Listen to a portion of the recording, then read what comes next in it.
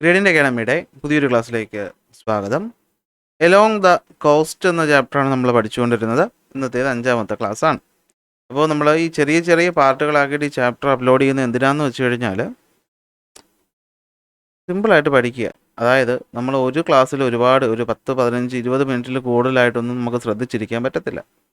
Okay, അപ്പോൾ ഈ 1 മണിക്കൂർ കണ്ടിന്യൂസ് ആയിട്ട് ക്ലാസ് എടുത്തു കഴിഞ്ഞാൽ ആ ക്ലാസ്സിനൊരു എഫക്റ്റീവ്നെസ് ഉണ്ടാകുമെന്ന് എനിക്ക് തോന്നുന്നില്ല. അപ്പോൾ അതുകൊണ്ടാണ് ഞാൻ എന്ത് ചെയ്യുന്നത്, ചെറിയ ചെറിയ ഭാഗങ്ങൾ മാക്സിമം 20 മിനിറ്റിനകത്ത് ഒതുക്കുന്ന രീതിയിലാണ് നമ്മൾ ക്ലാസ്സുകൾ എന്ത് ചെയ്തിട്ടുള്ളത്, ക്രമീകരിച്ചിട്ടുള്ളത്. ഓക്കെ, അപ്പോൾ അങ്ങനെ പഠിച്ചു കഴിഞ്ഞാൽ, അതായത് ഇപ്പോൾ നിങ്ങൾക്കിപ്പോൾ പരീക്ഷ വരാൻ പോകുന്നതേ ഉള്ളൂ. അപ്പോൾ ഡെയിലി അപ്ലോഡ് ചെയ്യുന്ന കണ്ടൻറ്റ് അന്നന്ന് തന്നെ പഠിച്ചു പോവുക. അതായത് നമുക്കൊരു സിസ്റ്റമാറ്റിക് രീതിയിൽ എന്ത് ചെയ്യാൻ പറ്റും, നമുക്ക് എക്സാമിന് മുമ്പേ ടോപ്പിക്ക് കവർ ചെയ്യാനായിട്ട് പറ്റും. ഓക്കെ, അപ്പോൾ അതുകൊണ്ടാണ് ഈ ചെറിയ ചെറിയ ഭാഗങ്ങളായിട്ട് അപ്ലോഡ് ചെയ്യുന്നതെന്ന് മനസ്സിലാക്കുക.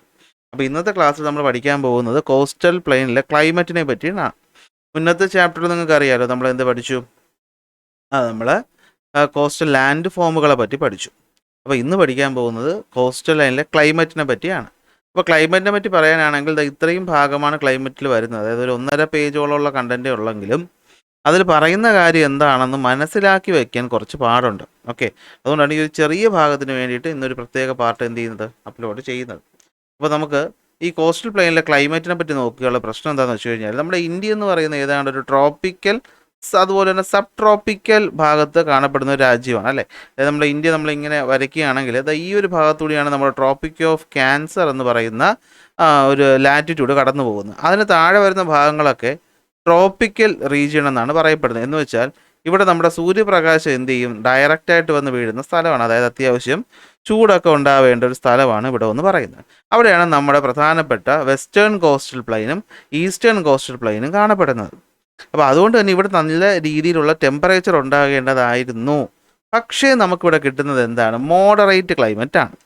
കോസ്റ്റൽ റീജിയന് മാത്രം എന്ത് കിട്ടുന്നുണ്ട്, മോഡറേറ്റ് ക്ലൈമറ്റ് കിട്ടുന്നുണ്ട്. അപ്പോൾ എന്താണ് മോഡറേറ്റ് എന്ന് വെച്ചാൽ, ഇവിടെ അധികം ചൂടും നമുക്ക് ഫീൽ ചെയ്യാറില്ല, അധികം തണുപ്പും ഫീൽ ചെയ്യാറില്ല അല്ലേ. വേനൽക്കാലത്ത് ചൂട് ഒരുപാട്, നമ്മുടെ ഇപ്പോൾ എക്സാമ്പിൾ പറയുകയാണെങ്കിൽ നമ്മുടെ ഈ പറയുന്ന മുകളിലോട്ട് കിടക്കുന്ന ഭാഗങ്ങൾ സബ് ട്രോപ്പിക്കൽ റീജിയനിൽ വരുന്ന നമ്മുടെ ഉത്തർപ്രദേശ്, മധ്യപ്രദേശ്, അങ്ങനത്തെ നമ്മുടെ സ്റ്റേറ്റുകളൊക്കെ എടുത്തു കഴിഞ്ഞാൽ അവിടെ ഉണ്ടാകുന്ന ചൂട് പോലും നമുക്ക് ഈ പറയുന്ന ട്രോപ്പിക്കൽ റീജിയനിൽ കിടക്കുന്ന കോസ്റ്റൽ പ്ലെയിനിൽ ഉണ്ടാവുന്നില്ല. എന്തുകൊണ്ടെന്ന് ചോദിച്ചാൽ അതിനൊറ്റ ഉത്തരവേ ഉള്ളൂ. എന്താണ്, പ്രോക്സിമിറ്റി ടു ദ സീ. കടലിൻ്റെ തീരത്തായത് കാരണമാണിത് ഉണ്ടായത്. അതായത് ഒരു സ്ഥലം കടലിൻ്റെ തീരത്താണെങ്കിൽ അവിടെ കുറച്ച് പ്രത്യേക കാറ്റുകളൊക്കെ വരാറുണ്ട്.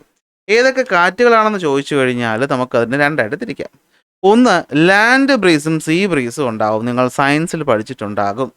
അതുപോലെ തന്നെ നമ്മുടെ ഇന്ത്യയിൽ മാത്രം നമുക്കൊരു ഭാഗ്യമെന്ന് കണക്കാക്കാം, പ്രത്യേകതരം ഒരു കാറ്റ് വരുന്നുണ്ട്. അതിൻ്റെ പേരാണ് എന്ത്, മൺസൂൺ വിൻഡ്. അപ്പോൾ ഈ ലാൻഡ് ബ്രീസ്, സീ ബ്രീസ് ഉണ്ടാകുന്നതും മൺസൂൺ വിൻഡ് ഉണ്ടാകുന്നതും കാരണമാണ് കോസ്റ്റൽ പ്ലെയിനിലെ ക്ലൈമറ്റ് എന്ന് പറയുന്നത് ഒരു മോഡറേറ്റ് ക്ലൈമറ്റ് ആയിട്ട് മാറുന്നത്. അപ്പോൾ എന്താണ് ലാൻഡ് ബ്രീസും സീ ബ്രീസും എന്ന് ചോദിച്ചാൽ സിമ്പിളാണ്.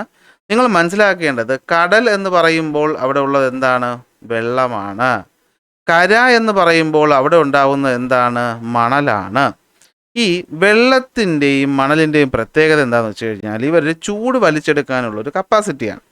അതായത് വെള്ളം എന്ന് പറയുന്നത് ചൂടാകാനും തണുക്കാനും കുറച്ച് സമയമെടുക്കും. സ്ലോ ആണെന്ന് ആലോചിച്ച് വയ്ക്കുക. പക്ഷെ സാൻഡ് ആണെങ്കിൽ എന്താണ്, അത് ക്വിക്കായിട്ട് എന്ത് ചെയ്യും, ചൂടാവുകയും തണുക്കുകയും ചെയ്യും. അതായത് നമ്മൾ സയൻസിൻ്റെ ഭാഷയിൽ പറഞ്ഞാൽ സ്പെസിഫിക് ഹീറ്റ് എന്ന് പറയുന്നത് വെള്ളത്തിന് കൂടുതലാണ്. ഓക്കെ, 1 കിലോഗ്രാം വെള്ളത്തിന് ചൂടാക്കാൻ ആവശ്യമായ ഹീറ്റ് കൂടുതലാണ് ദാൻ 1 കിലോഗ്രാം സാൻഡിനെ ചൂടാക്കുന്നതിനേക്കാളും. അത്രയ്ക്കൊന്നും ടെക്നിക്കിലോട്ട് പോകണ്ട, മനസ്സിലാക്കുക. ലാൻഡും സീയും ഒരുപോലെയല്ല ചൂടാവുകയും തണുക്കുകയും ചെയ്യുന്നത്. അതായത് ഓക്കെ, ഇൻസൊലേഷൻ എന്നാൽ എന്താണ്, സൂര്യനിൽ നിന്നും ഭൂമിയിലോട്ട് വരുന്ന ഷോർട്ടർ വേവ് ലെങ്ത് റേഡിയേഷനെയാണ് നമ്മൾ എന്ത് വിളിക്കുന്നത്, ഇൻസൊലേഷൻ എന്ന് വിളിക്കുന്നത്. എന്ന് വെച്ചാൽ സൂര്യപ്രകാശം, ഒരു ഉച്ച വരെ നമുക്ക് കിട്ടുന്ന സൂര്യപ്രകാശമാണ് ഇൻസൊലേഷൻ. ഈ ഇൻസൊലേഷനിലൂടെയാണ് നമ്മുടെ ഭൂമിയിലോട്ട് എന്ത് വരുന്നത്, ചൂട് വരുന്നത്. ഇൻഫ്രാറെഡിൻ്റെ ഒക്കെ ഫോമിൽ നമ്മുടെ ഭൂമിയിലോട്ട് ചൂട് വരുന്നത് ഇൻസുലേഷൻ വഴിയാണ്. ഈ ഇൻസുലേഷൻ വഴിയാണ് വെള്ളവും മണലും ഒക്കെ ചൂടാവുന്നത്. ഇനി സംഭവം എന്താണെന്ന് വെച്ച് കഴിഞ്ഞാൽ, ലാൻഡ് പെട്ടെന്ന് ചൂടാവുകയും തണുക്കുകയും ചെയ്യുന്നു. പക്ഷേ സമുദ്രമെന്ന് പറയുന്നത് വാമാകാനും കൂളാകാനും സ്ലോ ആണ്. ഈ വ്യത്യാസം കാരണമാണ് എന്തുണ്ടാവുന്നത്, ലാൻഡ് ബ്രീസും സീ ബ്രീസും ഉണ്ടാകുന്നത്. അപ്പോൾ ഒരു ഐഡിയ കിട്ടിയല്ലോ. മണലും വെള്ളവും ഒരേപോലെ അല്ല ചൂടാവുകയും തണുക്കുകയും ചെയ്യുന്നത്. വെള്ളം കുറച്ച് സ്ലോ ആണ്, ചൂടാകാനും സമയമെടുക്കും, തണുക്കാനും സമയമെടുക്കും.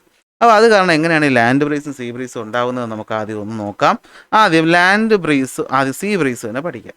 അപ്പോൾ സീ ബ്രീസ് എങ്ങനെയാണ് ഉണ്ടാകുന്നതെന്ന് വെച്ച് കഴിഞ്ഞാൽ രാവിലെ സമയമാണ്. ഓക്കെ, രാവിലെയുള്ള സമയമാണ്. സൂര്യനിൽ നിന്ന് എന്ത് വരുന്നു? ഇൻസുലേഷൻ ഭൂമിയിലോട്ട് വരുന്നു. അത് കരയിലോട്ടും വരുന്നുണ്ട്, എങ്ങോട്ടും വരുന്നുണ്ട്? കടലിലോട്ടും വരുന്നുണ്ട്. പക്ഷെ ശ്രദ്ധിക്കുക, ലാൻഡ് പെട്ടെന്ന് എന്താകും? ചൂടാകും. അല്ലേ, നമ്മൾ നേരത്തെ പറഞ്ഞങ്ങനെ ലാൻഡ് പെട്ടെന്ന് ചൂടാകും, കടൽ പതുക്കെ ചൂടാവുള്ളൂ. ഇനിയാണ് പ്രശ്നം, ശ്രദ്ധിച്ചോളണേ.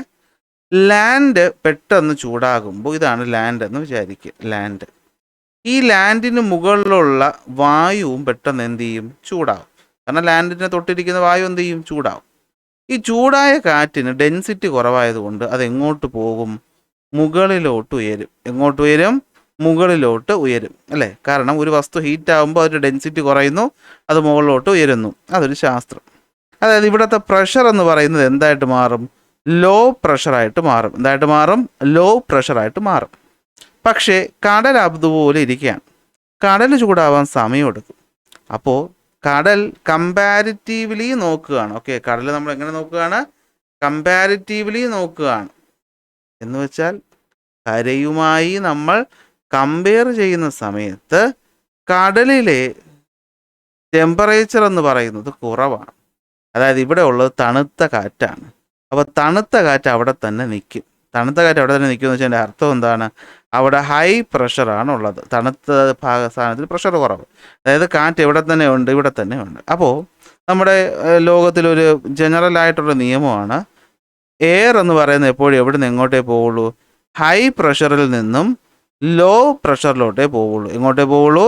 ഹൈ പ്രഷറിൽ നിന്നും ലോ പ്രഷറിലോട്ടേ പോവുള്ളൂ. സത്യത്തിൽ ഇങ്ങനെ ഹൈ പ്രഷറിൽ നിന്ന് ലോ പ്രഷറിലോട്ട് എയർ മൂവ് ചെയ്യുന്നതിനാണ് നമ്മൾ എന്തെന്ന് വിളിക്കുന്നത്?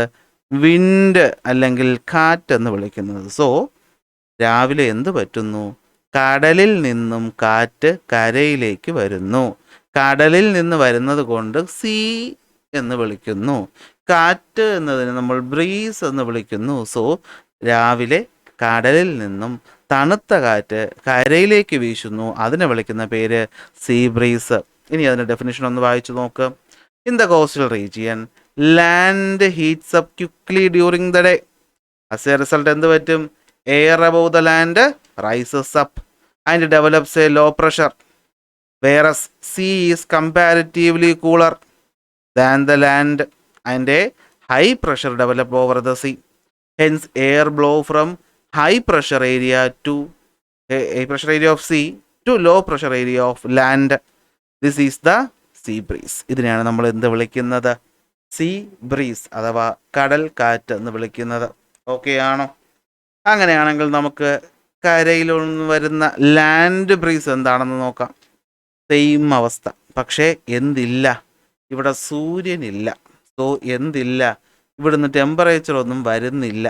അപ്പോൾ പ്രശ്നം പറ്റുന്നത് എന്താണെന്ന് വെച്ച് കഴിഞ്ഞാൽ ലാൻഡ് ചൂടാകുന്നതും സ്പീഡിലാണ്, തണുക്കുന്നതും സ്പീഡിലാണ്.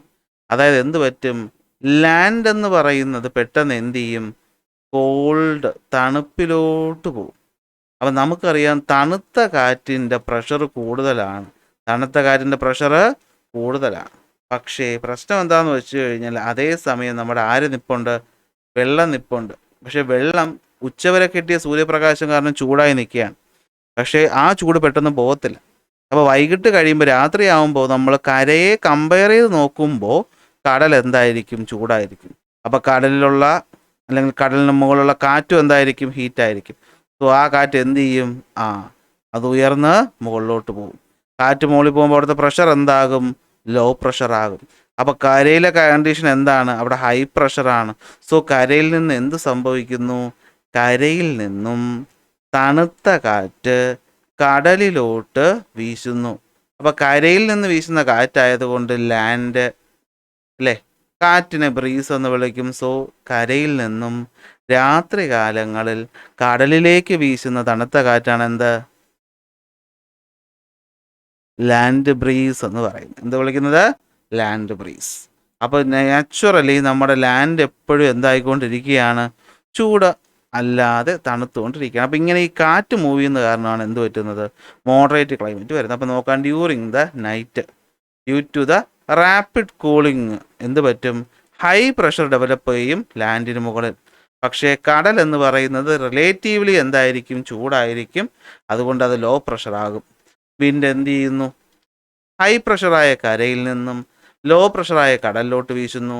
അതിനെ വിളിക്കുന്ന പേരാണ് എന്ത്, ലാൻഡ് ബ്രീസ്. ഇത് കാരണം നമ്മുടെ ക്ലൈമറ്റ് എന്ന് പറയുന്നത് എന്തായിരിക്കും, ഓക്കെ ആയിരിക്കും. തെറ്റല്ലേ? സംശയം ഉണ്ടെങ്കിൽ ഒന്നുകൂടെ പുറകിലോട്ട് പോയിട്ട് ആ ഭാഗം ഒന്നുകൂടി കണ്ടുപോക്ക്, ഐഡിയ കിട്ടും. അങ്ങനെയാണെങ്കിൽ നമുക്ക് അടുത്ത ഫാക്ടറായിട്ടുള്ള എന്ത് നോക്കാം, മൺസൂണിനെ പറ്റി നോക്കാം. അപ്പോൾ ഈ മൺസൂണിനെ പറ്റി പറയാനാണെങ്കിൽ ഒരുപാടുണ്ട്. നിങ്ങൾ മനസ്സിലാക്കേണ്ട കാര്യം, ഇപ്പോൾ ഇത് നമ്മുടെ വേൾഡ് മാപ്പാണെന്ന് നിങ്ങളങ്ങ് വിചാരിക്കുക. അതിൻ്റെ നടുക്കൂടെ ഞാൻ ഈ വരയ്ക്കുന്ന ഭാഗമാണ് ഇക്വേറ്റർ. ഇവിടെയാണ് നമ്മുടെ ഇന്ത്യ രാജ്യം ഇരിക്കുന്നത്.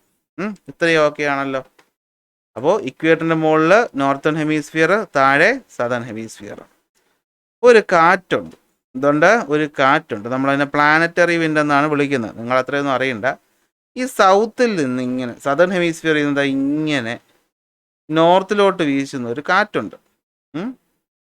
ഈ കാറ്റ് നമ്മുടെ ജൂൺ മാസമൊക്കെ ആകുമ്പോഴാണ് എന്ത് ചെയ്യുന്നത്, ഇക്വേറ്റർ കടന്ന് ഇപ്പുറത്ത് വരുന്ന കാറ്റിൻ്റെ പ്രത്യേകത എന്താണെന്ന് വെച്ചാൽ ഇത് ഇങ്ങനെ വലത്തോട്ട് തിരിഞ്ഞാണ് പോകുന്നത്. അതിൻ്റെ കാരണമൊക്കെ നിങ്ങൾ അടുത്ത കൊല്ലം 2ാമത്തെ ചാപ്റ്റർ ജോഗ്രഫി പഠിക്കും. ആ കാറ്റ് എന്ത് ചെയ്യും, ഇത് ഇങ്ങനെ ചരിഞ്ഞ് വരും. അപ്പോൾ നോക്കി ആ കാറ്റ് എവിടെ നിന്നാണ് വരുന്നത്, നമ്മളിങ്ങനെ ഒരു ഡയറക്ഷൻ വരച്ച് നോക്കിക്കഴിഞ്ഞാൽ ഇത് നോർത്ത്, ഇത് സൗത്ത്, ഇത് ഈസ്റ്റ്, ഇത് വെസ്റ്റ്. ഇതിപ്പോൾ ഇന്ത്യയാണെന്ന് വിചാരിക്കുക. അപ്പോൾ ഇന്ത്യയിലോട്ട് ഈ കാറ്റ് വരുന്നത് എവിടെ നിന്നാണ്, അതാ ഈ ഭാഗം ശ്രദ്ധിച്ചോളണേ. കാറ്റ് വരുന്നത് എങ്ങനെയാണ്, ഇതാ ഇങ്ങനെയല്ലേ.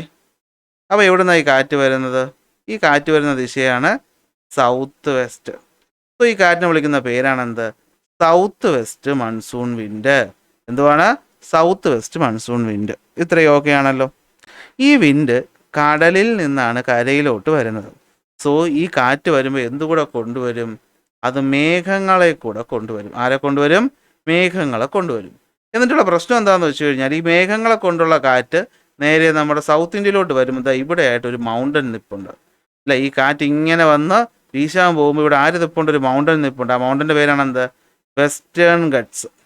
ഈ മൗണ്ടൻ മേഘത്തിനെ തടഞ്ഞു നിർത്തിയിട്ട് നമ്മുടെ ഈ ഭാഗത്ത് നമുക്ക് എന്ത് കിട്ടും, മഴ കിട്ടും. എന്ത് കിട്ടും, മഴ കിട്ടും. അങ്ങനെ നമ്മുടെ വെസ്റ്റേൺ കോസ്റ്റിൽ ഫുള്ള് ജൂൺ മാസം തൊട്ട് ശ്രദ്ധിച്ചോളണേ, ഏത് മാസം തൊട്ട്, ജൂൺ മാസം തൊട്ട് ജൂൺ, ജൂലൈ, ഓഗസ്റ്റ്, സെപ്റ്റംബറോളം വരുന്ന സമയം നമുക്ക് മഴ കിട്ടും. എന്ത് കിട്ടും, മഴ കിട്ടും. നമ്മുടെ ഈസ്റ്റേൺ കോസ്റ്റിൽ ആ സമയത്ത് എന്തധികം കിട്ടാറില്ല, മഴ കിട്ടാറില്ല.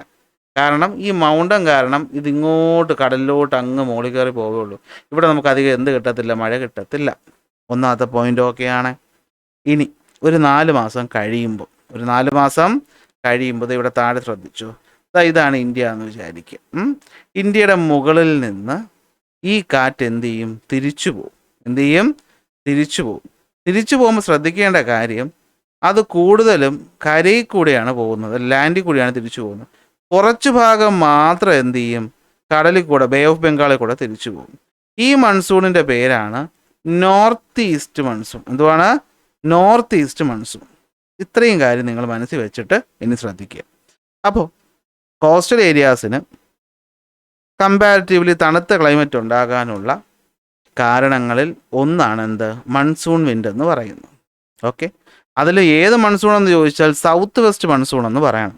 കാരണം ഇതാണ് നല്ല രീതിയിൽ എന്ത് കിട്ടുന്നത്, മഴ പെയ്യിപ്പിക്കുന്നത്. ഓക്കെ ആണോ? ഫസ്റ്റ് നമ്മുടെ ഇന്ത്യയിലെത്തുന്ന south west monsoon Arabian sea വഴി വന്നിട്ട് വെസ്റ്റേൺ കോസ്റ്റിൽ നല്ല രീതിയിൽ എന്ത് കിട്ടും, മഴ കിട്ടും. അങ്ങനെ western coastal plain full okay ആകും. റെഡിയല്ലേ? ഇനി കാലങ്ങൾ കുറച്ച് കഴിഞ്ഞിട്ട് തിരിച്ചു പോകുന്ന സമയത്ത്, അതായത് ഈസ്റ്റേൺ കോസ്റ്റൽ പ്ലെയിനിൽ ആ സമയത്ത് മഴ കിട്ടത്തില്ല. പക്ഷെ എപ്പോൾ കിട്ടും, ഒക്ടോബർ നവംബറിൽ കിട്ടും. അപ്പോൾ ഈ ഒക്ടോബർ നവംബറിൽ വരുന്ന കാറ്റ് ഏതാണ്, അത് ഞാൻ പറഞ്ഞു, തിരിച്ചു വരുന്ന കാറ്റായ നോർത്ത് ഈസ്റ്റ് മൺസൂണാണ് എന്ത് ചെയ്യുന്നത്, ആ ഈസ്റ്റേൺ കോസ്റ്റൽ പ്ലെയിനിൽ മഴ പെയ്യിപ്പിക്കുന്നത്. Okay, during the season Kerala receive some rain. നമുക്ക് തുലാവർഷം എന്ന് പറഞ്ഞ് കുറച്ച് മഴ കിട്ടുന്നത് ആ സമയത്താണ്. ഉച്ച കഴിയുമ്പോൾ നല്ല ഇടിയോടുകൂടിയ മഴ കിട്ടും. ഓക്കെ, ഇത്രയേ ഉള്ളൂ. ഇനി ഒരു സംഭവം കൂടി എന്താണെന്ന് വെച്ച് കഴിഞ്ഞാൽ, ബേ ഓഫ് ബംഗാൾ ഇടയ്ക്കിടയ്ക്ക് എന്തുണ്ടാവും, ഈ സൈക്ലോണുകൾ ഉണ്ടാവും. എന്തുണ്ടാവും, സൈക്ലോണുകൾ ഓഖി എന്നൊക്കെ പറഞ്ഞ് നിങ്ങൾ കേട്ടിട്ടുണ്ടാവും അല്ലേ? ഓഖി, അങ്ങനെ ഓരോ സൈക്ലോൺ വരുന്ന നമുക്ക് അവധിയൊക്കെ കിട്ടത്തില്ലേ? ഇത് ബേ ഓഫ് ബംഗാളിൻ്റെ തീരത്ത് ഫോം ചെയ്യും. ഇത് ഫോം ചെയ്യുമ്പോഴും ഈസ്റ്റേൺ കോസ്റ്റിൽ എന്ത് കിട്ടാറുണ്ട്? മഴ കിട്ടാറുണ്ട്. ഇത്രയും കാര്യങ്ങളാണ് ടെക്സ്റ്റ് ബുക്കിൽ ക്ലൈമറ്റിനെ പറ്റി നമുക്ക് പഠിക്കാനായിട്ട് ഉള്ളത്. അപ്പോൾ അതുകൊണ്ട് ഞാൻ അത്ര പോയിന്റുകളെ പറയുന്നുള്ളൂ. ഓക്കെ ആണോ? നോക്കി, the Coromandel coast receive rainfall. ഇവിടെ കിടക്കുന്ന സംഭവം കണ്ടായിരുന്നു. The Coromandel coast receive rainfall from north east monsoon wind. Find reason. ഞാൻ നേരത്തെ പറഞ്ഞു തന്ന റീസണാണ്, ഓർമ്മയുണ്ടാവുമല്ലോ. ആദ്യം ജൂൺ മാസത്തിൽ വരുന്ന കാറ്റ് അല്ലേ? ഇപ്പോൾ വരുന്ന കാറ്റ് ജൂൺ മാസത്തിൽ വരുന്ന കാറ്റ് ഇങ്ങനെ വന്ന് ഇതുവഴി പോവും, ഒരു ബ്രാഞ്ച് ഇതുവഴി പോവും. അത് ഒക്ടോബർ നവംബർ മാസമായപ്പോൾ മുകളിൽ നിന്ന് എന്ത് ചെയ്യും? തിരിച്ചു വരും. അങ്ങനെ തിരിച്ചു വരുമ്പോൾ ശ്രദ്ധിക്കുക, ഇത്രയും ഭാഗത്തുള്ള കാറ്റ് ലാൻഡിൽ കൂടി വരുന്നതുകൊണ്ട് മഴ കിട്ടൂല. പക്ഷേ ഇതുവഴി വരുന്ന കാറ്റെന്ന് വെച്ചാൽ ബേ ഓഫ് ബംഗാളിൽ കൂടെയാണ് വരുന്നത്. സോ ഈസ്റ്റേൺ കോസ്റ്റിൽ എന്ത് കിട്ടും? മഴ കിട്ടും. അതാണ് എൻ്റെ റീസൺ. അപ്പോൾ നിങ്ങൾക്ക് കാര്യം പിടികിട്ടി കാണുമല്ലോ. ഇനിയുള്ള സോയിലാണ്. ഈ സോയിലും അത് കുറച്ചേ ഉള്ളൂ, പിന്നെ നാച്ചുറൽ വെജിറ്റേഷനും ആണുള്ളത്. അത് രണ്ടും ഒരു ഭാഗത്തിനകത്തിട്ട് നമുക്ക് എന്ത് ചെയ്യാൻ തീർക്കാം. പിന്നെ പോപ്പുലേഷൻ എന്ന് പറയുന്ന ഒരു ഭാഗം, അങ്ങനെ ഒരു 2 പാർട്ട് ഇവിടെ മാക്സിമം ആയിക്കഴിഞ്ഞാൽ നമുക്ക് എന്ത് ചെയ്യാം? നമുക്ക് ഈ ചാപ്റ്റർ അങ്ങ് തീരും. അപ്പോൾ അറിയാമല്ലോ, എന്തെങ്കിലും സംശയം ഉണ്ടെങ്കിൽ എന്ത് ചെയ്യണം? നമ്മുടെ മുകളിൽ കാണുന്ന വാട്സാപ്പ് നമ്പറിൽ ചോദിക്കാം, അല്ലെങ്കിൽ കമൻ്റായിട്ട് എന്ത് ചെയ്താൽ മതി? നിങ്ങൾ ചോദിച്ചാൽ മതി, ഞാൻ എന്ത് ചെയ്യാം? പറഞ്ഞുതരാം. അപ്പോൾ അടുത്ത ക്ലാസ്സിൽ അടുത്ത ടോപ്പിക്കായിട്ട് കാണാം. അറിയാമല്ലോ, ചാനൽ ഇഷ്ടപ്പെട്ടാൽ ലൈക്ക് ചെയ്യുക, ഷെയർ ചെയ്യുക, സബ്സ്ക്രൈബ് ചെയ്യുക. സോ അടുത്ത ക്ലാസ് നമുക്ക് അടുത്ത ടോപ്പിക്കായിട്ട് കാണാം. അതുവരെ ബൈ ബൈ.